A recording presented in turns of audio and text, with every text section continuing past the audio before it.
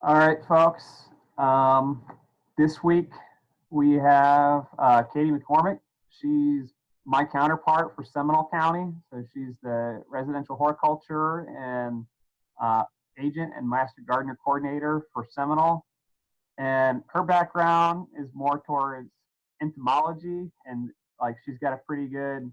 I think she's doing her master's in entomology department right now, and so that's what we're going to be covering today. So thank you, Kaydie, for being here. With that, I'll just go ahead and hand it off to you.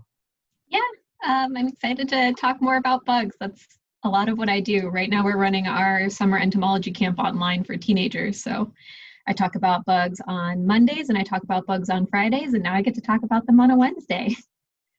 So let me go ahead and share my presentation.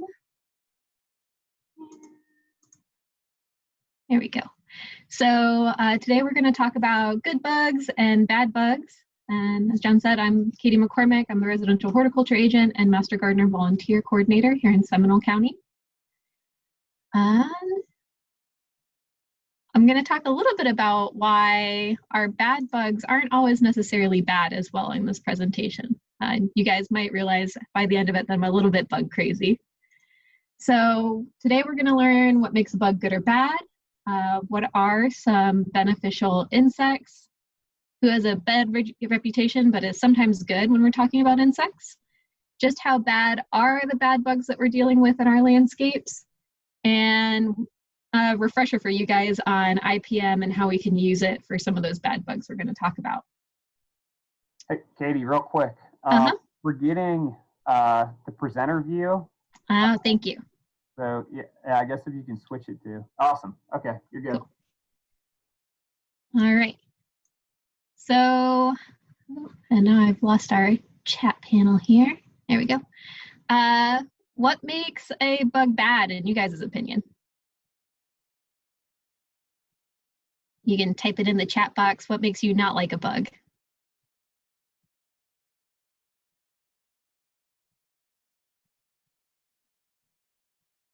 Kills plants. Yeah, Patricia, that's a reason that we might consider a bug bad. Eats our vegetables. That's definitely a reason, Nancy.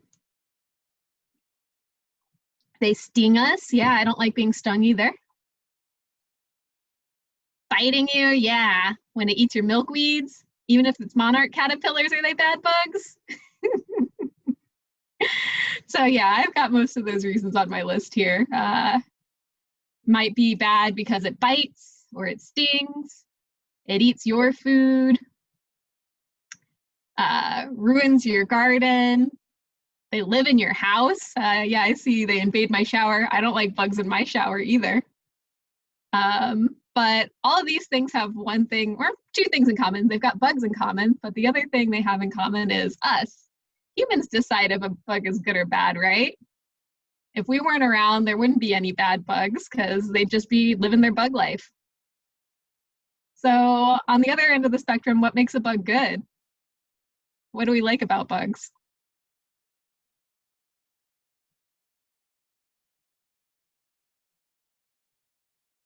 They kill bad bugs. Yeah, we have beneficial insects. Pollinating. Yeah.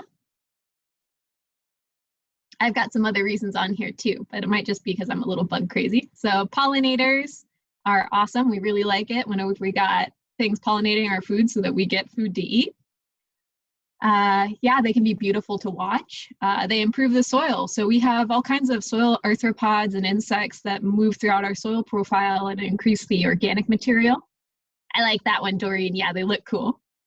They eat our food waste. So we have bugs that break down things in our compost bin along with that bacteria and recycle nutrients. Yeah. They can help out in our garden by being beneficial insects. So they're eating the bad bugs that we don't like that are eating our vegetables and fruits. And also, they can just look beautiful. I know there are some really gorgeous beetles out there. And I always like watching butterflies going in my garden. It's kind of like watching a flying flower, right? But again, all of these have two things in common. They've got bugs in common, but it's also we're deciding that these bugs are good or bad. So we decided that they're bad, and we decided that they're good. Humans weren't here judging them. They could just be bugs. So let's talk a little bit about some of the beneficial insects that you guys might see in your gardens. Can you tell me some of the beneficial ones you guys are seeing recently, since everybody's in their gardens now, right?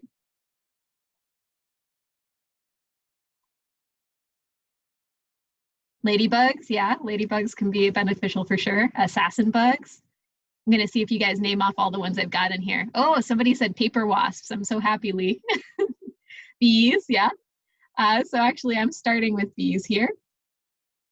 So bees in our garden, we've got our European honeybees, and like the name suggests, these European honeybees aren't actually from the United States. These are brought over. So these are a non-native bee species that we use to pollinate our crops and that we like to collect honey from. We also have a lot of different native bees though, and sometimes they're actually better at pollinating. It's just there's not as many of them, so they don't provide the pollination services that 60,000 honeybees can. But here we've got our blue orchard mason bee.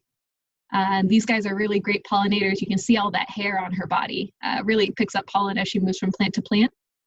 And then we've got something like our sweat bee here. And I just love these guys. They're beautiful. They've got this really cool metallic green color. And then they also have this really neat striping to their abdomens as well. So we've got lots of different bees that are beneficial in our gardens because of the pollination services they provide. Wasps, and somebody actually said paper wasps, which excited me. Paper wasps and a lot of our other wasps. So I saw cicada killers at one point. We also have scollid wasps and different parasitizing wasps. All of these guys help with their beneficial activities by eating other insects. So paper wasps oftentimes will eat caterpillars and other insects in your landscape or feed them to their larvae. And this wasp over here is actually a grub parasitizing wasp. So she finds grubs in the soil and lays her eggs on them, and then the larvae of the wasp actually eat the grubs. So she's providing some lawn maintenance for you if you're attracting her to your landscape. See. Butterflies, again, for their pollination services, and here we've got a painted lady, but also because they're just beautiful, right? So we've got a painted lady, a cloudless sulfur, and a fiery skipper. I really love watching the skippers move around in the landscape because they really do seem to bounce around from flower to flower. And again, you can see they've got that hair on their heads and thoraxes that helps to pick up the pollen as they move from plant to plant. And some plants, of course, can't be pollinated unless they're visited by their particular butterfly or moth. Assassin bugs, and I saw that guy in your guys' list there. So here we've got a milkweed assassin bug eating a fly. And here we have a wheel bug eating a pus caterpillar. You guys have probably heard about pus caterpillars in the news, right? Really fuzzy, but if you touch them, they can sting you pretty bad. So here we've got an assassin bug taking care of something that's stinging us. Lacewings, I didn't see this one listed. Here we've got an adult brown lacewing. But it's actually their juvenile form that does a lot of the good in your garden because they can't fly away and they eat a lot of small insects. So this little alligator guy is the larval form of the lacewing. And you can see he's here eating some aphids. Trash bugs are also in the same family. So trash bugs, which you'll find that they've covered their bodies in the carcasses of the aphids that they've eaten or bits of lichen. Those guys are also lacewings in the Neuropteran family.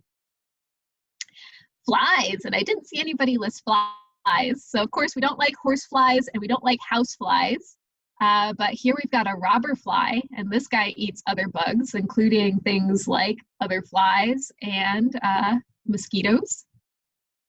And here we've got a syrphid fly. So this one, its larvae are actually insectivores as well. So they'll eat aphids and other small insects. And then as an adult, they're a pollinator. And they actually are a bee mimic as adults. So they're pretending that they're scary like a bee to keep things from eating them. And then finally, we've got beetles. And you guys are probably familiar with some of our beetles that are helping with our air potato vines. I'm getting a lot of calls about those right now for our plant clinic.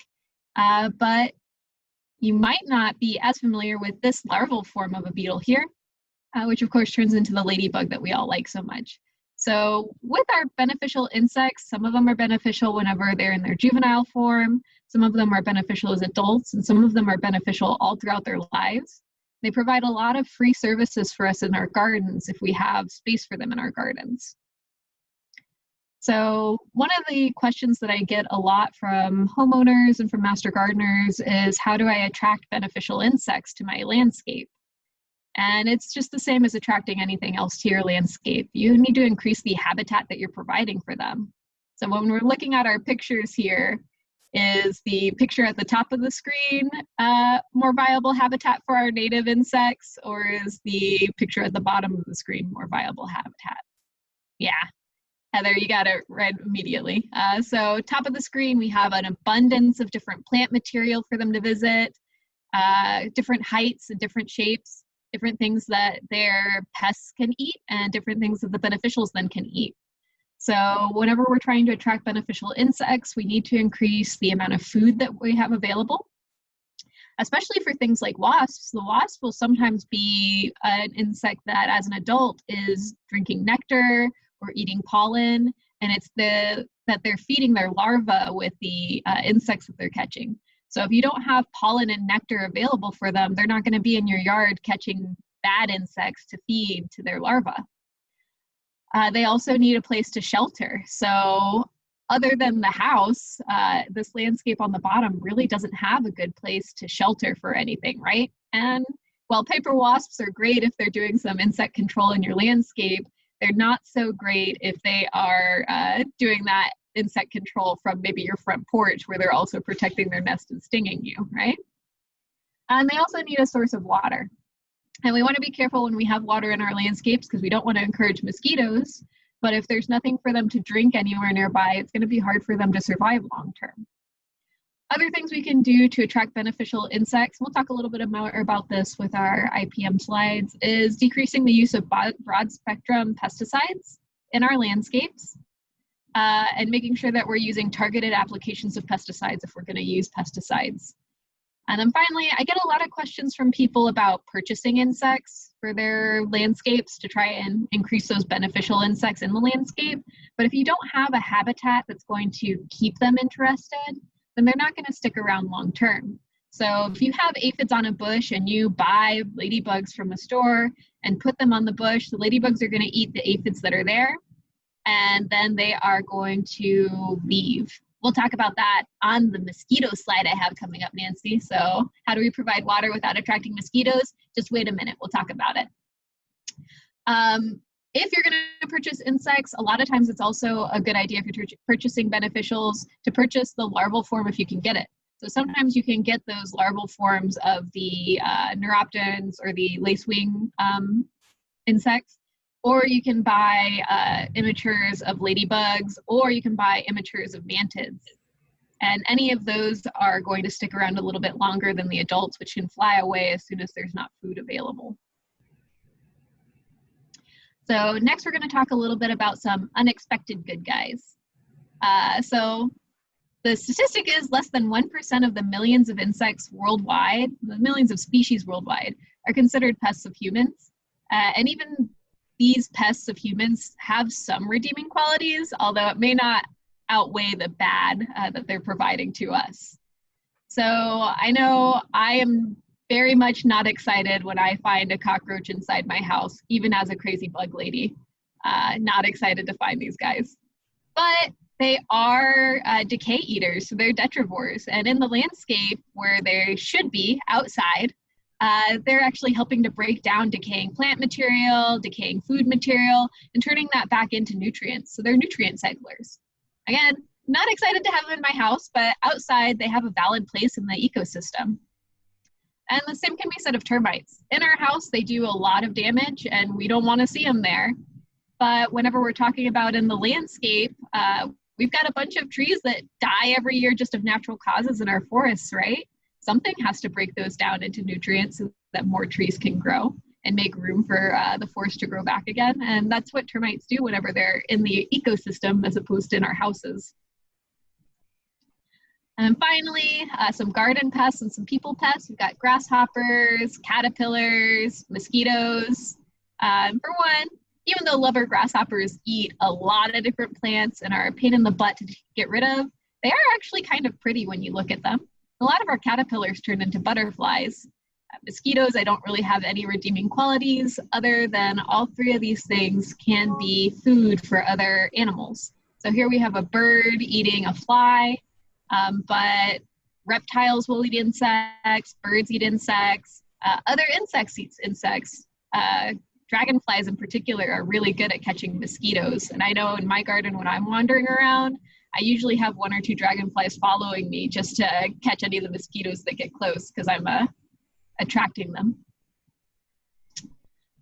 So we do definitely have bugs that I would consider more bad than good, at least from a human standpoint. In the ecosystem, like I said, where nobody's judging, they can do their own thing. But when we're talking about people, here are some numbers that deal with our bad bugs. So mosquitoes worldwide can kill up to 1.2 million people because of the mosquito-transmitted diseases that they're bringing around with them. Crop pests, it's estimated that if we didn't use integrated pest management in our crops, we would lose up to $22.9 billion of crops each year. And then finally, just for termites alone, they can cause over $5 billion in property damage annually where they're not being controlled for. So bad bugs, even if they do have a place in our ecosystems, a lot of times don't have a place whenever they're butting up against our humans and where we're at in the landscape, right? So I'd say these 3 are major issues. So what do we do about our crop pests? Integrated pest management is the scientifically shown way to control for bad bugs. So first we want to use cultural controls. And that can be something like good sanitation, making sure we're cleaning our tools between landscapes so we don't move insect eggs around. It could also be doing something like we've got here where there's a buffer planting going on. So we have the crop that we actually want to eat surrounded by a crop that's more attracted to the bad bug insects, and the crop pests end up in this buffer strip and not in the crop that we'd like to eat, at least not in such high numbers. That buffer area then provides a place for these bad bugs to be and for our beneficial insects to have a food source even whenever they're not in our crops. So having a sacrificial area of your yard where you allow things to go a little bit wild as a buffer planting can be a big help culturally. Physical or mechanically removing them. So with lover grasshoppers, most of the time whenever they're young, they're gregarious and they like to hang out together. And you can grab a whole handful of them and put them in the freezer or put them in the trash or put them in a bucket of soapy water. That would be mechanical control of that particular insect.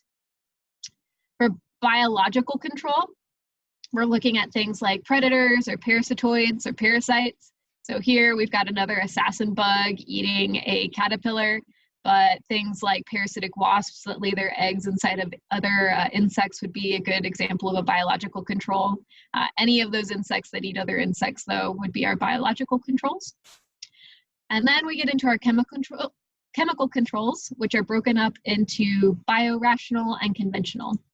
So biorational chemical controls are things that are already found in nature that we've repurposed to control the insects that we don't want. In this case, you could use something like nematodes, which we used on the, the grasshoppers that dig into our mole crickets, that we use on mole crickets, sorry. So nematodes, and actually there's a Lara wasp, both parasitize those mole crickets and reduce their numbers in our landscapes. For caterpillars, a lot of times we use thuricide or BT or Bacillus thuringiensis, which is a bacteria that attacks the gut of the caterpillar. But there are a lot of biorational controls that are more targeted. So in this case, they're targeting just that singular insect or just a particular group of insects and not targeting all of the insects, which would be the next level, which is our conventional pesticides that kill on contact. And oftentimes those conventional pesticides are not selective. So when you're using them in your landscape, you're killing everything they come in contact with as opposed to just the pest that you're trying to take care of. So we talked a little bit about my 3 main bad bug human pests, and let's get a little bit more into how do we control those with IPM techniques. So first, for IPM and mosquitoes, culturally, removing areas that can hold standing water that you don't want holding standing water, things like buckets maybe that got left out, or a pot that's on its side, toys from your nieces and nephews or grandkids or your children that have been left out and holding water. Just anything that shouldn't be holding water outside, go ahead and dump those. That's going to remove a place for them to lay their eggs. Physical or mechanical controls, again, dumping or flushing water from outdoor containers at least one time per week. So if you are keeping something like a bird bath outside, or you have something like bromeliads, flushing water out of those is the best way to control for those mosquitoes. Their life cycle takes a little bit over a week to go through. So if you're flushing water out of those at least once per week, you're disrupting their life cycle. You're going to have fewer mosquitoes. Biologically, if you have a pond that you're having mosquito problems with, you can introduce mosquito fish to it. Here at the Seminole County Extension, we have a little pond and it's full of mosquito fish to help keep down those populations. Encouraging dragonflies in the landscape by having a landscape that encourages them. So providing that habitat for them to live in and a water source for them encourages those dragonflies. And then finally, for chemical controls, our biorational control would be something like mosquito bits, which are a bacterial control that keeps the larval form of the mosquitoes from growing into their adult form. You can find these almost anywhere that is selling garden supplies. Bat house is great for controlling other insects, but bats actually don't prefer eating mosquitoes. So if you're going to encourage anybody to come to your landscape to eat the mosquitoes, the dragonflies are your better bet. But bats will eat a lot of moths, which moths oftentimes are pests in our vegetable gardens and in our lawns if you've got sod webworms. So the mosquito bits, if you've got standing water that you can't get rid of, they'll dissipate into there, and that bacteria keeps them from growing into adulthood. Make sure you're using repellents that actually work. So there are a lot of repellents on the market. If you want long-lasting repellent, DEET is the longest lasting. Pick Garden also works. And then lemon eucalyptus works for up to about 20 minutes. The EDIS document I linked there actually breaks down how much time each of these will give you out in the landscape before you need to reapply. And then for chemical controls, some of what mosquito control sprays is actually insect growth regulators to keep the larval forms of those mosquitoes from emerging as adults. There's also methoprene. Both of these you can buy from online retailers, do-it-your-own pest control type people. And you can find more information on those at the link there. What kind of plants attract dragonflies? Robert, mostly it's having things that dragonflies want to eat nearby. So if you're attracting lots of different bugs of different sizes, you're going to have dragonflies attracted to your yard because there's lots of things to eat. And that means having a good habitat for those other insects as well. So controlling in your crop or landscape, again, cultural control starts first and foremost in our landscapes and with our crops with right plant, right place. If you're growing something in an area that it's already stressed out in, it's not going to grow as well. It's going to be more likely to attract insect pests because it's so stressed out and not able to produce the chemicals that keep it from getting those pests. Making sure you have good air circulation. One of the main issues we have in our butterfly garden, which is tucked between two buildings, is we get spider mites in there. And that's because there's not very good airflow and there's not any water falling from the rain because there's a little half roof there. And the spider mites really like a very still, quiet area to grow in and live in. So increasing air circulation can actually reduce pest pressure just because they don't like it as much when it's breezy. And then increasing plant diversity.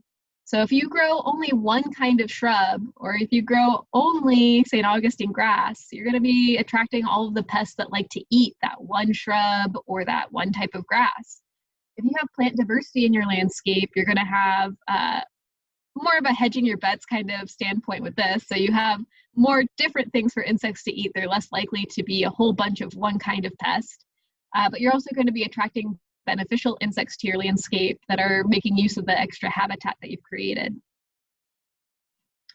For physical or mechanical, we talked about this with the leopard grasshoppers earlier. Hand picking insects from the plants is a really great way to get rid of insects, especially if you have only a small area where they're showing up. Or you have a gregarious insect like the leopard grasshopper, where they're all in one area when they're quite young, and you can just pull them all off of that plant all at once. Biologically, we can encourage our beneficial insects by increasing the habitat that we're providing to them.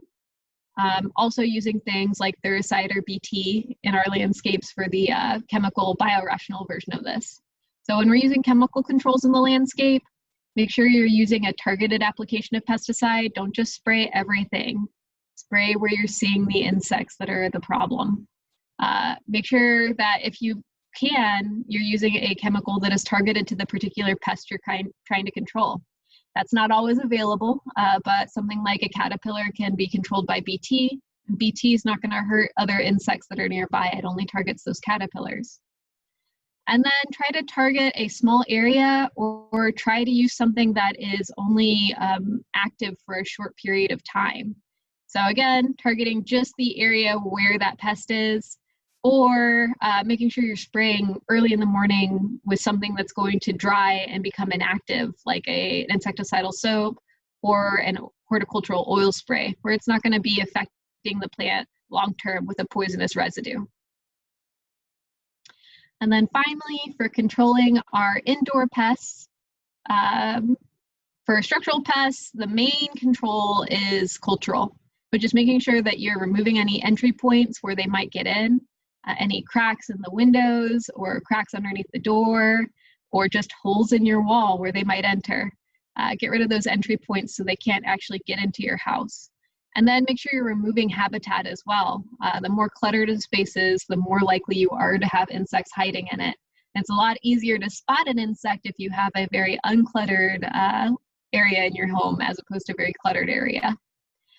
For physical or mechanical controls with our IPM, make sure you're cleaning where trails are forming from ants to disrupt them. So using something like a vinegar spray just to disrupt the chemical sign that they're leaving behind will disrupt their trailing.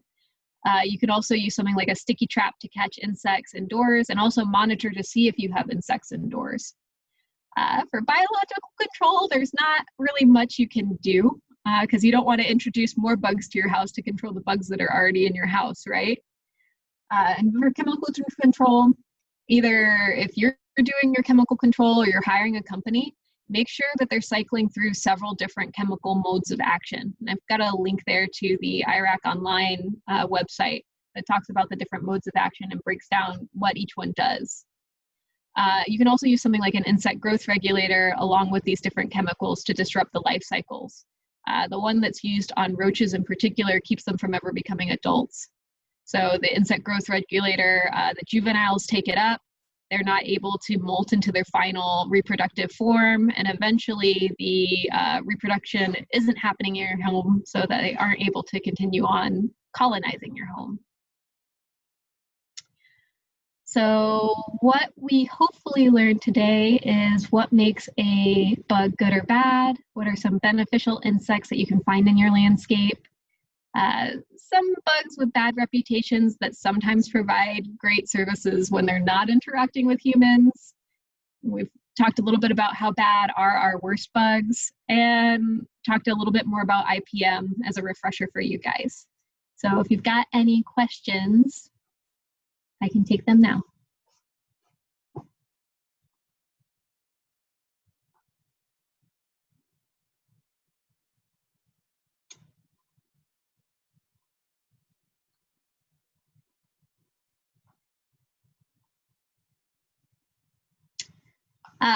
Dina wants to know about vinegar spray getting rid of ants. So it doesn't get rid of them, but what it does is, you've probably seen ants are pretty good at trailing and following trails. And that's because they actually have a pheromone that they have on their abdomen, and they drag their abdomen along behind them and they leave a pheromone trail for the other ants to follow. So by using something like a vinegar spray, you're wiping away that pheromone trail and ruining the chain that they were trying to create to get to whatever food source they had. So usually if you do that, you can figure out where the ants are coming from, because you'll start noticing them lumping up at the end of that trail where you've cleaned off the pheromone trail, and it makes it a little easier to figure out where they're coming from. But the vinegar spray doesn't actually get rid of them, it's just disrupting that pheromone trail so they can't find their food source anymore. Where can I direct people who want to kill all the bugs?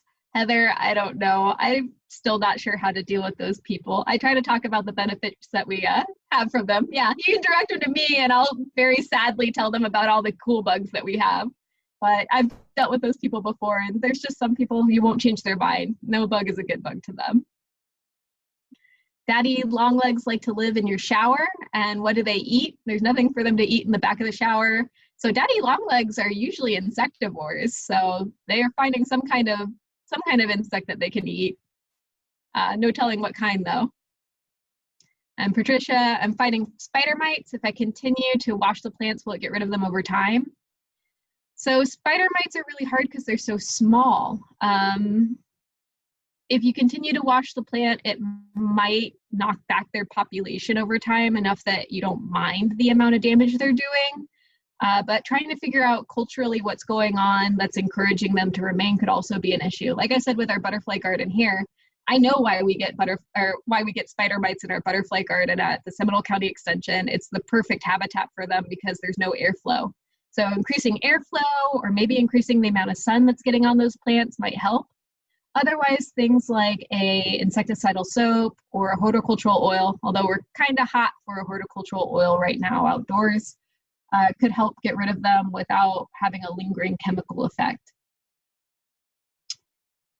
Is it harmful to the beneficials in your garden to have a lawn surface that uses pyrethroids in the grass? It might be, because pyrethroids are not a targeted insecticide, they're broad spectrum. So anything that comes into contact with that and tries to eat it is going to be taking it up. Also, one of the reasons that insecticides worked on insects is that a lot of them clean themselves. So if they walk over the area that has the pyrethroids on it and then they clean their feet afterward, they could be taking up that insecticide as well. So it's not necessarily a great idea to just use insecticides to use them. If they're using them because you have a bug problem in your yard, that's one thing, but using them just on a schedule is not something we really recommend. My son lives in Seminole County and was told that they no longer provide the beetles to combat the air potato plant. Nancy, that's not true, but it's kind of true. So we work with FDACs to get those beetles out, and that's who everybody in the state works with. And right now, the program that has changed, and they've been sending out a lot of notes about it this last year. So it used to be you would sign up individually to get the air potato beetles, and then they would send the beetles to the extension office, and we would give them to the homeowners that signed up through FDACs. This year they changed that because they had so many people sign up last year. Here in Seminole County, we had over 200 people pick up beetles, which is awesome, but it's like grad students and a couple of biological scientists that are actually rearing these beetles in a greenhouse.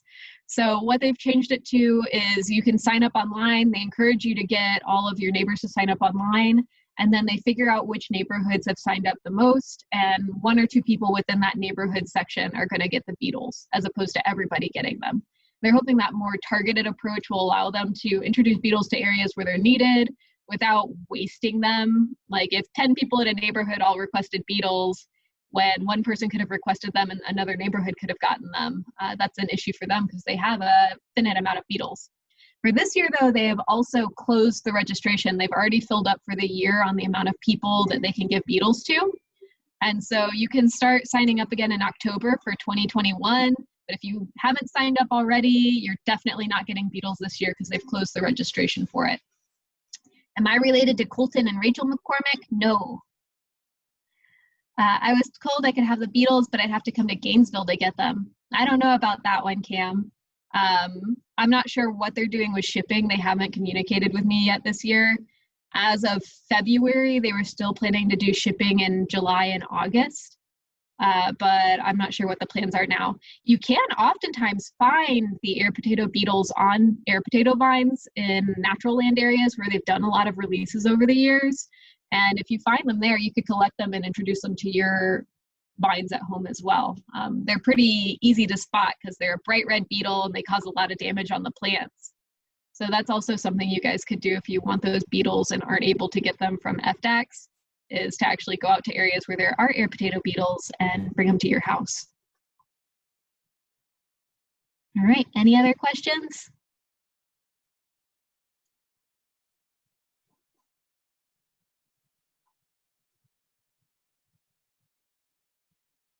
So one final thing is if you guys find any super cool bugs, I always like seeing bug pictures and I like using them for both presentations and for articles that I write for our county. So if you have a cool bug picture that you want to share with me, I'm always happy to see it and tell you what it is if I know. Thank you guys for having me.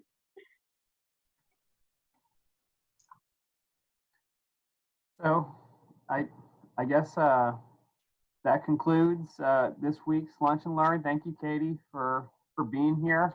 I really appreciate having the fellow agents get acquainted with our program here in Orange County, and look forward to doing some more presentations at some point. Like Yeah, trading around. anytime you want me to talk about bugs, I am happy to. Other things too, but bugs in particular. All right. Well, thank you. I guess we'll go ahead and just go into all members meeting here. Or we'll just go straight into that, and I mean, then we'll have the breakout sessions after that. So I guess I really don't have a whole lot to say this week.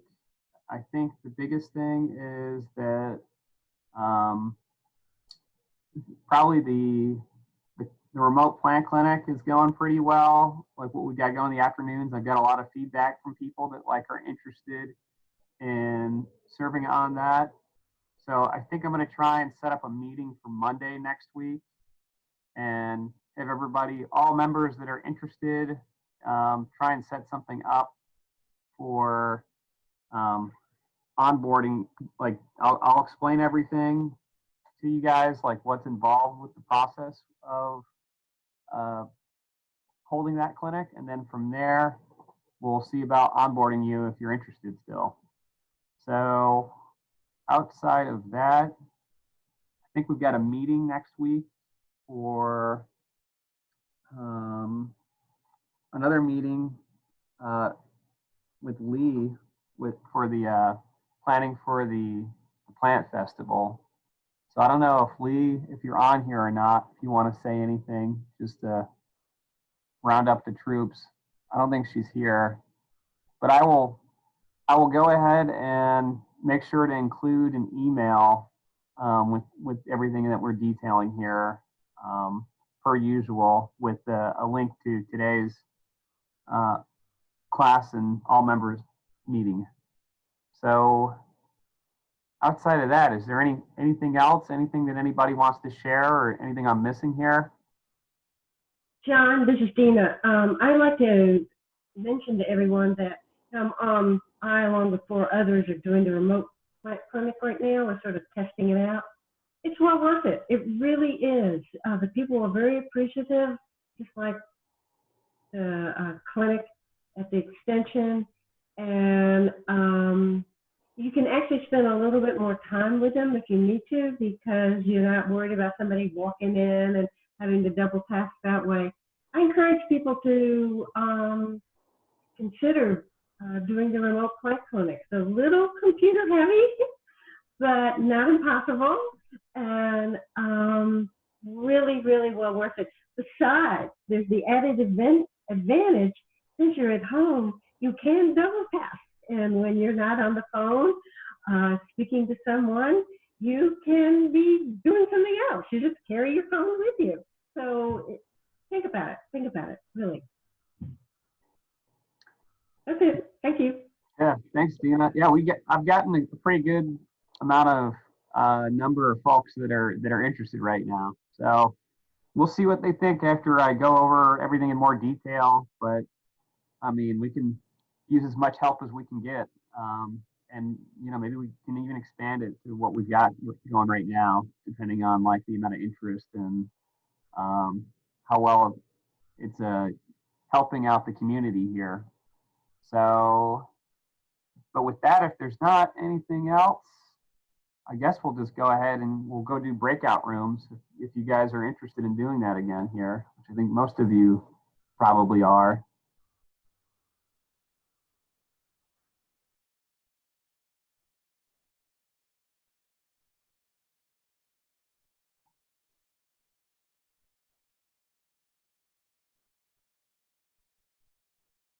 All right, I'm initiating the breakout rooms. So if I don't see you, everybody take care until next week. And me and somebody that's from the Gulf Coast Research and Education Center from Plant Pathology Lab will be doing a talk on plant diagnostics. So I know we do a lot of that here in the clinic, so it should be a pretty helpful one. So with all that said, take care, and I'll see you guys. John, you have our times for this meeting? Let's go with, let's see. Let's go with half an hour for the presentation and then 15 for volunteer service. So continuing education, half an hour, 15 for continuing education, or 15 for volunteer. Thank you. Okay, all right. Go ahead and create these.